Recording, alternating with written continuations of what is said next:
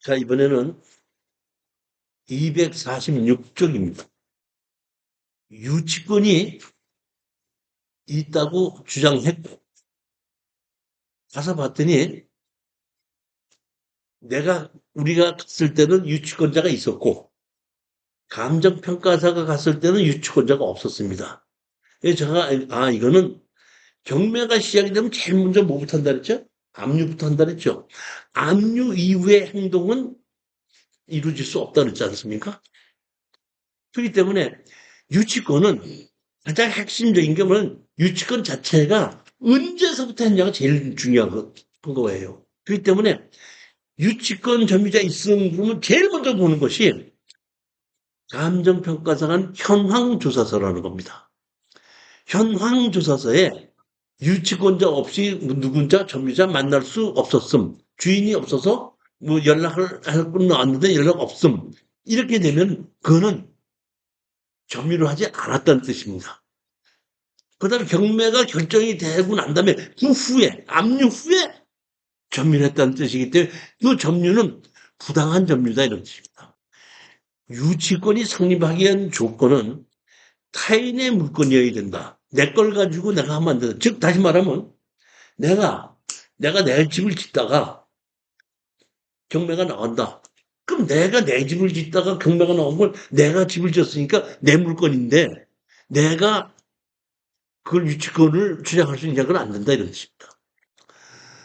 적법한 점유가 있어야 된다. 경매 개시 결정 전해야 된다는 얘기입니다. 점유한 물건과 채권 간에 결련성이 있어야 된다. 채권이 변제기에 도래해야 한다. 제일 먼저 말씀드리겠습니다. 유치권이 있으면 그래도 있죠. 어떤 사람은 뭐 유치권 있음 해가지고 소송해서 판결문으로 돈 받을 거 있음, 뭐 판결문도 있는 것도 있는 게 있죠. 유치권이 뭐 할 수 있는 권리가 유치권입니까? 유치권이 뭐 하는 권리죠? 예? 유치권이 뭐예요? 붙들고 있을 수 있는 권리. 돈을 받을 때까지 붙들고 있을 수 있는 권리. 다시 말하면 돈을 받을 때까지 붙들고 있을 수 있는 권리지 돈 받을 권리가 아닙니다. 돈을 받을 때까지 붙들고 있을 수 있는 권리인데 여기서 붙들고 점유하는 것이 떠나버리면 돈 받을 권리는 그대로 있지만은 유치권은 붙들고 있을 권리는 없는 겁니다. 그렇다고 돈 받을 권리가 없어지는 건 아니에요. 돈 받을 권리는 그대로 있는 겁니다. 다만 뭐 할 때 붙들고 있을 수 있는 권리는 없다.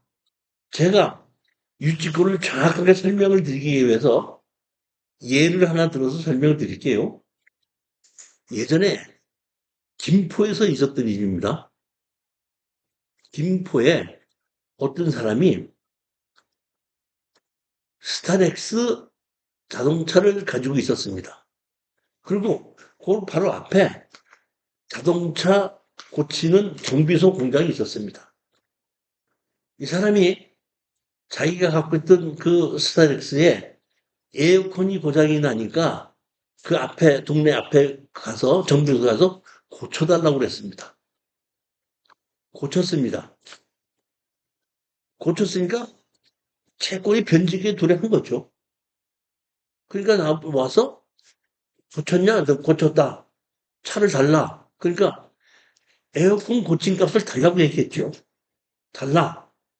했더니 너 돈 안 주잖아. 그러니까 그 사람이 동네도 하다 보니까 차를 많이 고쳤는 모양인데 다른 쪽도 안 줬던 적이 있나 봐. 그러니까 차를 안 준 거예요. 안 줘가지고 돈 줘야지 내놔. 근데 이 사람은 빨리 가야 되겠, 어디 급하게 가야 되겠으니까 안 주니까 이 사람이 머리 들었어. 당신이 에어컨을 정확하게 다 고쳤는지 내가 확인해 봐야 되겠어. 이러지 내가 돈 줄 거 아니야. 이거 엉터리 고칠 수 있잖아. 그러니까 내가 한번 차를 타고 에어컨이 잘 들어오는지 한번 돌아볼게. 그랬더니 이 정비공장 주인이 또 그 말도 일리가 있으니까 너 혼자 타고 또 도망갈 것 같으니까 경비소 직원을 옆에서 태워갖고 같이 돌아. 이러면서 같이 돌았습니다. 같이 한 바퀴 돌았더니 에어컨이 잘 돌았거든. 잘 돌으니까 이 사람이 그 공장 앞에서 세워놓고 야 에어컨 잘 들어오네. 알았어. 고맙다 그래. 그럼 넌 내려서 들어가. 그러니까 그 공장 직원 못 모르고 들어갔던 거야. 그리고 차 그냥 가져가 버린 거야. 그러니까 이게 다시 말하면 유치권은 뭐 할 수 있는 권리 였죠 돈을 받을 때까지 붙들고 있어서 권리인데 가봤단 말이야. 그러니까 그렇다고 돈 받을 권리가 아닙니다. 근데 그걸 그냥 돈 받으려면 힘들으니까 붙들고 있어야지 돈 빨리 받을 거 아니에요. 안 돼요. 근데 가만히 봤더니 저녁에 그 앞 동네에다 차를 세워놓은 거야. 그러니까 이 정비공장 주인이 내 가 가서 끌고 와 그랬던 거야. 그래갖고 남에 가서 내 가서 끌고 와버렸어. 그래갖고 공장에다 다시 넣어놨어. 그리고 아, 이 봤더니 참 없어졌고 어느 가냐고 봤더니 정비공장에서 가져갔단 말이야. 이제 어떻게 했어? 이제 여기서 이게 유치권 핵심이 여기서 진행되는 겁니다. 자동차 주인이 내 자동차를 훔쳐갔다고 고소를 했어. 근데 봤더니 제가 훔쳐갔다. 저기 있다. 끊어달라니까 경찰이 왔어. 경찰이 왜 당신 남의 거 차 훔쳐갔느냐. 그러니까 나는 돈 받을 게 있다. 돈 받을 게 있으면 돈 받을 건 주지. 이미 유치권으로 해갖고 정리를 떠났죠. 떠났는데 가져온 거는 절도야. 이해가셨죠? 자, 유치권은 무슨 권리? 돈을 받을 때까지 붙들고 있을 수 있는 권리지 돈 받을 권리는 아닙니다. 정확하게 이해하셔야 됩니다. 유치권에서 이제 이해하신 거죠. 그리고 유치권은 자기가 유치를 놓침으로써 유치권은 끝나는 거예요. 유치권은 끝났지만은 돈 받을 권리가 있기 때문에 그 정비공장에서는 민사로 소송을 거는 거예요. 돈 달라고. 그래갖고 판결만 받으면 그 사람 사는 그 집을 압류하는 거죠. 받는 방법이 좀 어려워진 거죠. 이 유치권입니다. 하나만 더 얘기할까요? 우리 이모부가 울진에 사셨는데, 야, 이사방님, 뭐, 경매강의 한다며. 나, 야, 공장을 좀, 오산으로 좀 옮겼는데, 오산에 뭐 좀 나온 게 있는가 좀 봐줘라 해갖고, 봐줬더니, 유치권 점유해갖고, 한 명이 점유하고 있다고 해서 내가 그거 가봐서 반값으로 떨어졌죠. 유치권 뭐, 매도를 신청해놨다고? 어떻게 썼는가 했더니 그 사람이 거기서 경비 노릇을 하고 있었는데, 이제 그 사장이 돈이 없으니까, 당신 저기 우리 그 공장 안에 방이 있으니까 거기서 경비를 하고 집이 있는 거 그 전세금 뽑아갖고 자기한테 투자를 해주면 월 이부이자를 주겠다 그랬다 그러더라고. 5천만 원가 얼마를. 그러니까 이자도 받고 월급도 받는 거 아니야. 그럼 어차피 여기서 있으니까. 그러니까 이 사람이 그걸 뽑고 거기서 저기 경비를 쓰고 있다 경매로 나가는 거야.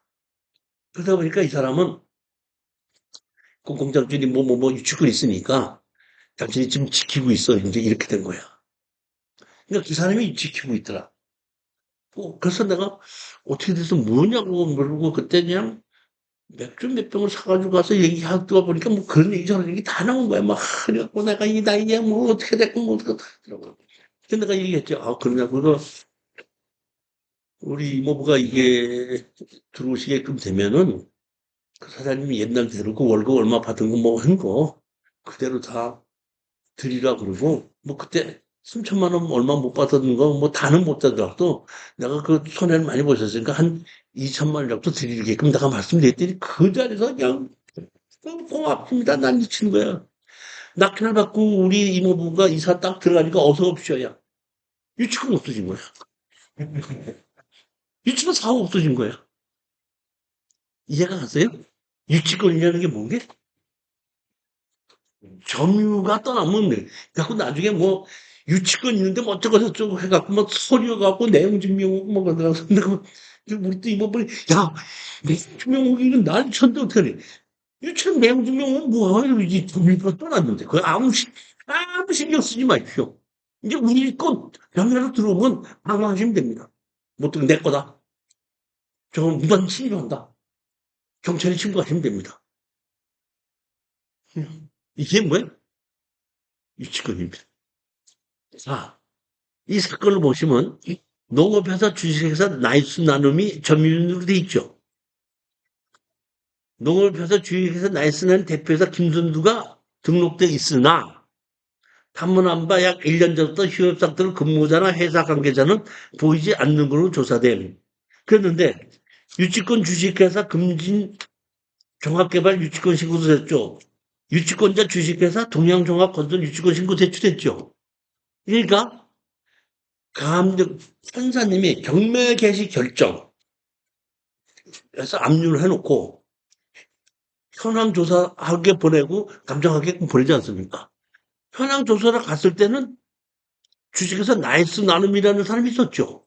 그런데 다른 사람이 갔더니 유치권을 하고 있다 보니까 이거는 쉽게 해서 경매 개시 결정 이후에 정리를 한 겁니다. 얘네들이 여기다 뭐를 만들어 가지고 이제 보면 정부에서 특용 작물 뭐 만들다 보니까 뭐 8억인가 얼마를 대출을 정부에 자금으로 받게끔 만들어졌지만 내가 이제 땅을 너희들이 다시 사라. 보면 2억짜리를 얼마 줄 때 우리가 1억 1,300 주고 샀죠. 그러니까 내가 보면 1억 8천 정도만 주면은 내가 다시 팔겠다 그래서 사실은 만나러 갔었어요. 그 대전 그 앞에 보는 호텔 커피숍에서 만나가지고 했더니 그 노인데도 고집이 시더만 이게 왜 유치권이 인정이 안 돼? 유치권 인정돼. 그 내가 유치권 인정 안 되니까 지금 얘기하신다면 그 사업에 우리가 뭐 8억인가 얼마를 대출을 받는 걸로 뭐 자금 신청해 놨기 때문에 뭐 다 하는 건다 하고 하는데 그냥 어떻게 내가 그럼 이게 다시 살아. 우리가 유치권 신청했는데 당신 꼼짝도 못할 텐데 이게 유치권 인정 안 된대. 왜 유치권이 안 된단 말이야? 그래서 했었지. 그러면 유치권이 인정이 되는지 안 되는지 한번 보십시다. 해갖고 이거를 유치권 가지고 소송을 시작한 겁니다. 1심 이겼거든요. 항소했어요. 또 이겼거든요. 대법원까지 또 갔어요.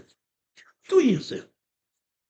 그러다 보니까 한 3년이 걸리면서 얘네들이 뭐 대출 받고 뭐 해놨다는 건 다 날라가고 아무것도 없이 그냥 유치권 깨져버리고 끝나버리는 거지. 고집으로. 그러면 여기서 다른 거 하지 않고 얘네들은 얘네들대로 주장한 게 많고 우리는 우리대로 주장한 게 많은데 엄청나게 많은 거를 가지고 대적을 했어요. 했는데 승자님만 딱 보면 돼요.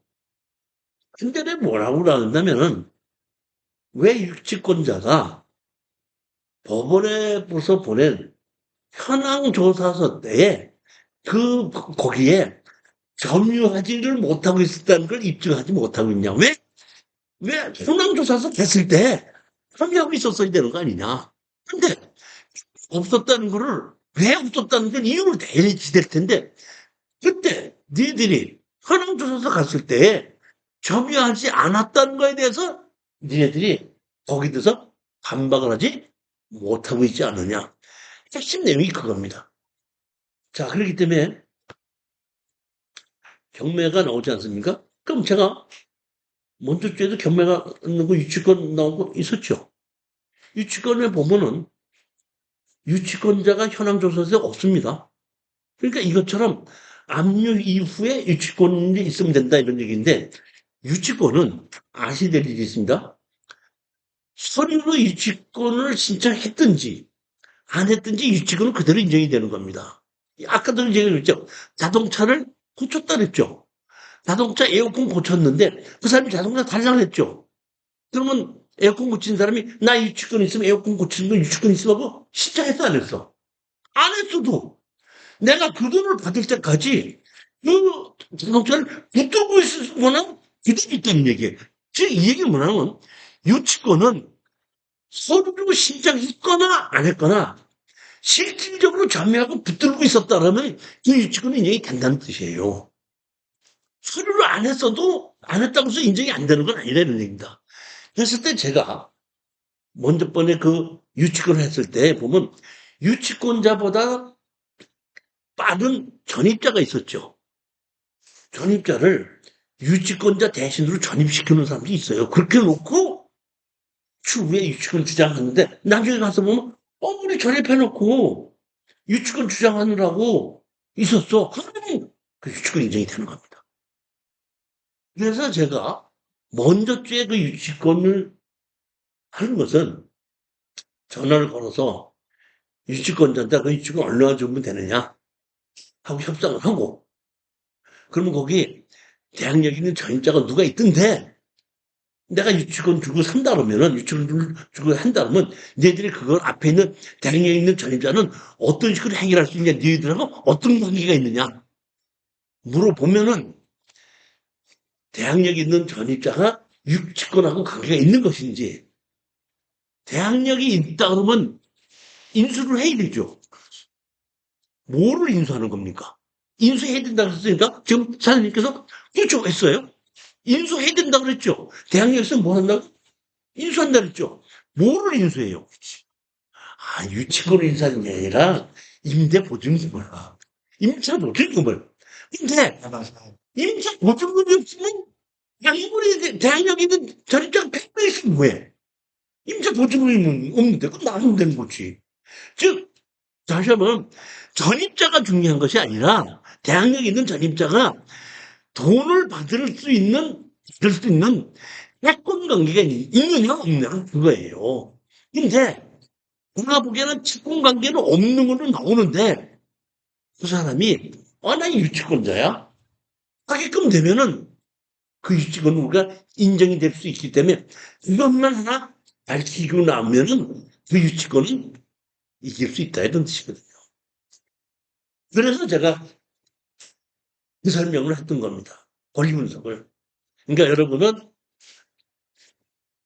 이제 보면 만약에 유치권이 없다 그러면은 그런 것이 가격이 떨어지면은 이제 제가 우리 수강생들한테 얘기하든지 이제 제가 이제 가끔가다 얘기를 하죠.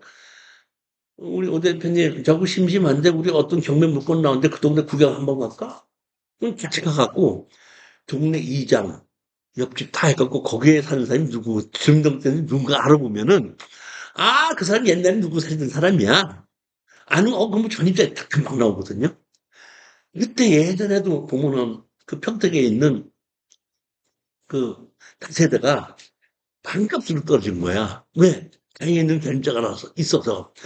그때도 내가 우리 스타렉스 타고 같이 가갖고 내려가고 그래서 거기 살고 있는 사람이 누군지 옆집 가서 물어보고 한 사람 물어보고 한 사람은 그 뭐 동장 가서 물어보고 이렇게 해갖고 거기 있는 사람이 누군가 했더니 그 사람 옛날에 누구였었고 뭐 하는 게 딱 나오다 보니까 대학령에는 전입자지만 월 보증금 낸 사람은 아니구나. 일단 들어가. 하고, 그 당시에도 그때, 4명인가 5명이 갔다, 같이 공동으로 들어가서 그때도 한 1억 정도를 벌어갖고 4명인가 한 몇천만 원씩 간단히 나눠서 깨끗하게 그냥 먹고 술 한 잔 먹고 했던 적이 있습니다.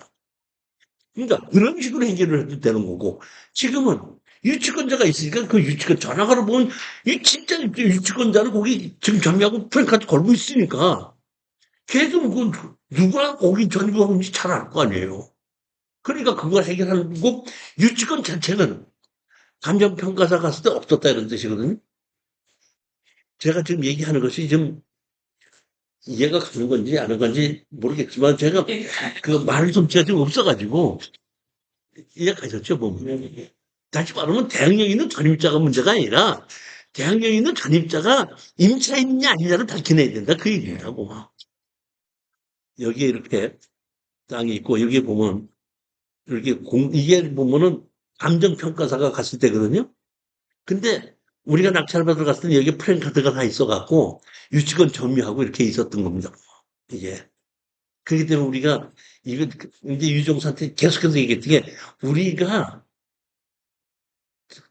있을 때는 유치권자가 있었지만은 법원에서 현황조사 갔을 때는 없었지 않느냐. 그것만 이제 주장해달라. 그것만 계속해서 주장했는데 여기 교재를 보시게끔 되면은 순결문이나 요지나 이런 걸 다 보시게끔 되면 내용이 그런 내용이에요. 그러니까 사실은 소송하고 받고 소송 여러 개가 있었는데 오래돼갖고 몇 개가 다 없어졌어. 그러니까 중간에 뭐 했던 거 없고 그냥 핵심적인 순결문 내용을 보면 그게 정확하게 나온다 이런 얘기죠. 여기 보시면 정당한 유치권을 인정받기 위한 행사 시기 경매 개시 결정의 기입 등기가 완료되기 이전부터 목적물을 유치하고 있었다는 것이 인정돼야 합니다. 현장에 방문하여 조사를 하는 바 점유관계는 채무자 점유, 임차인 점유라고 기재되어 있었습니다. 그러니까 유치권자가 없었다. 우리는 그거를 강력하게 얘기했던 거죠. 판결해갖고 보면 여기 가서는 그 유치권도 없었고 불법으로 점유하고 있었던 그 기간까지 그 점유하고 우리 땅을 점유했던 그 비용까지 우리가 다 받았는 거예요. 우리가 지분 경매를 하는데 지분 경매에서 제가 실패를 했던 적이 몇 번 있어요. 몇 번 있었는데 가장 실패를 했던 것 중에 하나가 몇 번이면 지분도로 낙찰을 받았거든요. 낙찰을 받아가지고 지료 청구를 하고 다 파서 나누자고 소장을 냈더니 상대편 변호사가 뭐라고 얘기했냐면 지금 상속자들이 다투고 있어서 이 건물의 진정한 소유자가 누구인지 아직 정해져 있지 않으므로 우리 상속인이 결정될 때까지 이 소송의 판결은 미루어달라. 변호사 장사님. 마지막 못하는 겁니다, 이거. 이 얘기는 무슨 얘기냐면은 지분에서는 이복 형제가 있는 거를 절대 조심해야 된다는 것입니다. 따라서 한 상속이 6, 7명 이상 된다 그러면은 그건 이복 형제가 있을 거라고 무조건 생각해야 돼. 포기해야 돼. 제가 지금 제일 좋아하는 것이 2분의 1 지분 강제 경매야. 그래서 그럼 2분의 1 지분 강제 경매는 그중에서 제일 좋은 게 부부지간에 있는 것 중에서 남편 지분이 나왔든지 배우자 지분이 나왔든지 했을 때는 둘 다 주인이거든요. 그중에 반 지분이 나왔으니까 내 몸에 반이 없어져야 돼. 어떻게든 찾아야 돼. 경제적 문제가 있으면 찾아야 되기 때문에 웬만하면은 협상이 들어온다는 얘기입니다. 예전에 이런 경험이 없을 때 상속을 하나 받은 거를 낙찰을 받았습니다. 그래갖고 소송을 했습니다. 철거하고 나가라. 철거하고 나갈 때까지 치료를 달라. 그랬더니 여자분 한 분이 전화를 했어. 그러면 그거를 내가 다시 산다고 매입을 한다 그러면은 얼마를 드리면 되겠습니까? 하길래 제가 감정 가격대로 주시면 됩니다. 비싸게 부른 것도 아니죠. 어차피 감정 가격 반으로 떨어진 건물을 낙찰 받았으니까. 이렇게는 하긴 한데 조금 좀 생각해 봐야 되겠네요.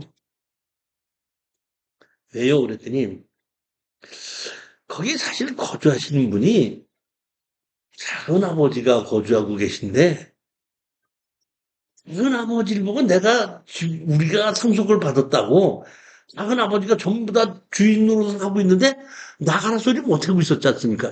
다시 말하면 아버지의 형제들이 상속을 받은 거예요. 아버지 형제들이 상속받아가지고 아버지는 돌아가시다 보니까 아버지의 자식들은 상속을 받고 아버지 동생이 전부 다는 주인 노릇을 할 수 있는 거야. 무슨 얘기인지 이해 가셨죠? 그러다 보니까 조카들이 그 아버지 동생 보고 아, 우리 집을 했으니까 우리 집은 내놓으세요 해 못해. 못하죠. 근데 우리가 다 팔아서 나누자고 했으니까 자기가 행복한 거야. 내가 우리 장가아버지 보고 나누는 게 아니니까 안 사느냐? 이걸 어떻게 하다 보니까 이렇게 된 거 아니냐? 하니까 가만히 보니까 속으로도 반기더라. 제가 분명히 말씀드린 거는 소송을 하자고 다 팔아서 나누자고 하는 것은 다 팔아서 나누자고 하면은 경매 신청을 해야죠. 다시 감정해야죠. 경매로 나가면 100% 팔래요? 안 팔리죠. 70%, 49%까지 떨어지죠. 시간은 2년 걸리죠. 49%까지 떨어지면 60% 팔리지 65% 팔릴 거 아니에요. 그러면 내가 49%까지 떨어졌을 때 50%에 사서 2년 있다가 60%에 팔렸다고 해서 무슨 되겠느냐고. 이 얘기는 뭐냐면 실패한 경매라는 뜻입니다. 소송을 하자고 하는 것은 소송 자체를 한 것은 협상을 하기 위한 지렛대로 쓰는 것이지 진짜 소송을 해서 판결만 받아서 돈을 버는 법은 없다는 얘기입니다. 따라서 여러분들은 돈이 좀 적더라도 5천만 원 받아야 되겠는데 4,300만 원만 준대. 아, 그러면 한 7, 800만 원 겨우 남을뚱말뚱한데 이거 이종실한테 등록금 줬지. 돈 줬지. 이게 없는데. 협상을 안 하면은 희한하게 끝까지 그런 거 보면 오래 걸리더라고. 즉, 이 얘기는 뭐냐면 조금이라도 협상에서 조금이라도 남다는 많이 남거나 덜 남거나를 떠나서 던지라는 얘기입니다. 저는 오랫동안 해보니까 그래요. 이것도 대표적으로 실수인 것 중에 그런 것 중에 실수한 것 중에 하나예요. 뭐. 경기도 평택시 오성면 창대리 토지 건물 지분매가 이렇게 됐거든요. 여기 집이 이렇게 있고 이렇게 집이 있는데 여기 보면 하나, 둘, 셋, 넷, 다섯, 6명이죠. 6명이잖아요. 이렇게 6분이 응? 하나, 둘, 셋, 넷, 5명.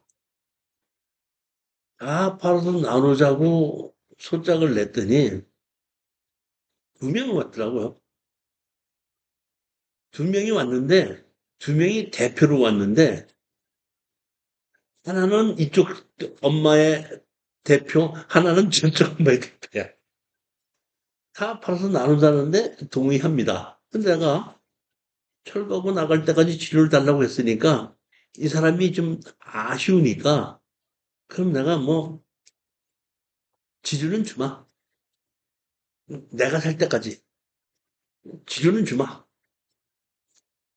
치료가 그때 몇만 원인가? 5분일밖에 안 되니까. 6만 9천 원이 있어. 와, 이게 1년이 지나도 얼마 보다 보니까 이게 이제 유정수식에서 수장을 냈거든요. 근데 유정수가 전화가 왔어. 주선님, 마침 이 상대편의 주인이 법무사를 시켜서 또 응대를 하는데 그 법무사가 내가 아는 법무사네. 그러니까 아는 법무사들이 붙었어. 뭐 결국 가서는 뭐 이렇게 저렇게 될 건데요. 교수님 어떻게 할까요? 이게 우리 법무사도 그래도 자기가 잘 알고 서로 하다 보니까 이쪽도 그렇고 우리도 그렇고 서로 막 나가지는 못하는 거야. 오케이. 그럼 어느 정도 선에서 협상을 하자. 그럼 일단은요, 그 우리가 취하하고 취하 비용 물어주고, 지료는 주고, 이런 걸로 해서 우리게 해서 시간을 조금 좀 끌읍시다. 그리고 이제 자기네들끼리, 형제들끼리 해결하는 거야, 이제. 그렇게 같은 물건입니다. 아, 참, 지유 청구할 수 있으니까, 이거는 할 때 지분을 낙찰받았을 때는 두 가지거든요. 다 팔아서 나누자고 할 것이냐, 아니면 지분을 청구해서 그 지분권자 한 것만 가지고 지분으로 다시 경매를 집어넣을 것이냐, 이런 얘기인데, 5분의 1, 6분의 1 지분인 경우에는 지분을 청구해봐야 큰 이득이 없고, 2분의 1짜리 아파트 같은 경우에 지분으로 낙찰받았는데 상대편이 협상을 잘 안 하면은 그냥 그러면 다 팔아서 나눕시다. 공인중개사한테 우리 같이 가서 나눕시다. 어차피 해도 그렇고 나도 돈 없으니까 갑시다 하면은 오케이 했으면 그냥 그런 걸로 가고 끝이 나는데, 어떤 사람은 또 머리를 쓰다고 예 그렇게 해놓고서는 공인중개사가 가면은 안 팔아요 이렇게 얘기해요. 그럼 내가 이제 그래? 알았어. 그 얘기 딱 듣자마자, 왜 우리 공인중개사 나한테도 연락이 오거든요. 얼마 판다고 그랬는데, 뭐, 그랬더니, 글쎄, 그렇게 해서 했는데, 그 상대편 누가 싫다 그래? 그래? 알았어, 그럼. 하고, 지분으로 상대편만, 지료를 가지고 상대편 것만 경매를 집어넣는 거예요. 상대편 지분만. 그렇게 해놓고, 내가 공유적 우선 매수 신청. 그걸 가지고. 지분권자님. 근데 난 2분의 1이, 내가 2분의 1권자고, 스태프는 2분의 1 지분만 경매로 나오는 거니까. 지분을 가지고 내가 청구하는 거니까. 거기 들어가서 살아도 되나요? 아니, 그거는 이제 주거 침입으로 되다 보니까, 그거는 좀 곤란한 거고, 건물이 내 거라는 거와 내가 가서 사는 거는 다르잖아요. 현재 거주하고 있는 사람을 내보내야 되다 보니까, 점유이전 금지 가처분 해놓고 저 사람을 내보내달라고 소송해서 판결문을 받아서 안 나가면은 이제 대체 집행 시켜서 집행관들로서 내보낼 수는 있지만은, 내가 니도 반 나도 반이니까 같이 살자, 이거는 안 되는 겁니다. 그거는 법적으로 안 되는 겁니다. 이번에 제가 들어가서 하는 것도 근데 이제 아파트 같은 경우는 가격이 높잖아요. 그 치료를 꼬박꼬박 낼 수 있는 사람 같으면은 그거를 경매를 당하지도 않았고, 그걸 내야 되겠다고 생각하는 사람이, 올바른 사람은 같이 가서 팔자고 해요. 그래서 대부분 부부지간인 경우에는 팔자고 그러면 그냥 팔자고 해요. 한 번은 인천에 걸로 우리가 하나 낙찰을 받았거든요. 1차하고 우리가 두 명이 들어갔는데 1등은 우리가 됐고 2등하고 100만 원 차이인가 밖에 안 났어요. 지분권자가. 그러니까 그 지분권자는 공개우선 매수를 모르는 거고, 더 웃기는 게 민주계산과 같이 왔더라고요. 그래서 2등을 했는데도 순위신고도 모르고 공개우선 매수도 모르고,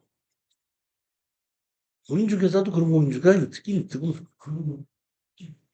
그래서 이제 우리가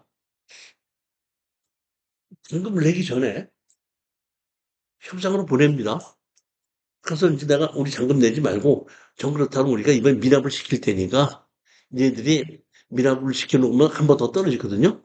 그럼 니네들이 공정우선 매수를 가져가라, 협상을 하는 거예요. 그렇게 하면 우리는 그냥 잔금 내지 않고 입찰 보증금 하고 위로금으로 한 500만 원 더 받고 그냥 빠져나오는 게 맞아요. 이런 것도 많아요. 제일 좋은 게 등기이자 안 하고 위로금 얼마 받고 빠져나오는 거예요. 그럼 하고도 깨끗한 거거든. 이거보다 더 좋은 게 없다, 이런 얘기예요. 그래서 항상 그런 경우에 제가 잔금을 내기 전에 우리 낙찰받은 수강생한테 가서 먼저 가서 협상을 해봐라. 그랬더니 이제 맞습니다. 그때도 우리 그 수강생 한 분이 그 은행이 지점장으로 있다 은퇴하신 분이에요. 머리가 빨라. 그래서 만난 거야. 그래서 이렇게 설명했더니 그 사람이 뭐라고 하냐면 그때 800만 원인가 강제경매로 나왔던 거거든요. 우리 집사람이 누구한테 쏘아가지고 이렇게 돼서 경매로 나오다 보니까 나도 이 집에서 살기 싫어. 지가 경매로 들어와 놓고. 그래서 나는 그거 살 줄 알았거든요. 그래서 그냥 자기 팔면 되겠다고 그래. 그래, 그럼 다시 팔자고 그래. 그래서 둘이 같이 가서 공인중개사 팔아달라고 해갖고 그때 3억 8천인가 얼마 되는데 1,000만 원만 싸게 해놓고 팔자 해가지고 내놨더니 아닌지 아닌지 일주일 만에 이제 사겠다고 온 거야. 근데 어떻게 해서 왔다 그러길래 오케이. 그쪽에 전화를 걸어서 왔다 그러니까 이거 팔자. 그랬더니 그때서야 그 사람이 그러면 얼마나 팔면 우리가 한 사람당 얼마씩 받는 거면은 예를 들어 이제 3억 4천이다 그러면 1억 7천씩 아니에요. 1억 7천씩 받고 해야 되는 건데 그냥 나한테다가 한 1억 6천에 주면 안 돼요? 그래서 나보고 우리 그 수강생분들 그 남자가 또 마음이 편해가지고 1,000만 원만 더 깎아달라고 하면서 하려고 그러는데 어떡할까요? 그러길래 그러면 우리가 그 사람이 도로 사는 거니까 양도소득세 안 낸 만큼 조금 객을 다운 시켜가지고 그만큼 깎아주는 걸로 넘겨주고 빠지자. 그래서 그냥 빠져나온 적이 있는데 제 여태까지 경험에 의하면 2분의 1 지분 부부 낙찰 받아가지고 해결 안 된 적 없습니다. 돈이 많이 남았느냐, 좀 적게 남았느냐, 3개월 만에 해결이 됐느냐, 6개월 만에 해결이 됐느냐의 차이는 좀 있었죠. 그렇지만 그거 그래갖고 나온 건 실수된 게 없기 때문에 제가 그런 게 나오면 특히 강제경매로 딱 나온 것은 80%가 돼도 제가 추천해요. 그러니까 내 얘기를 아는 사람은 제가 경매장에 가서 가장 하지 말아야 될 게 뭐라고 얘기했죠? 지르지 말으라 그랬죠. 근데 딱 질러야 될 때가 있어. 언제? 잔금 안 내도 될 때.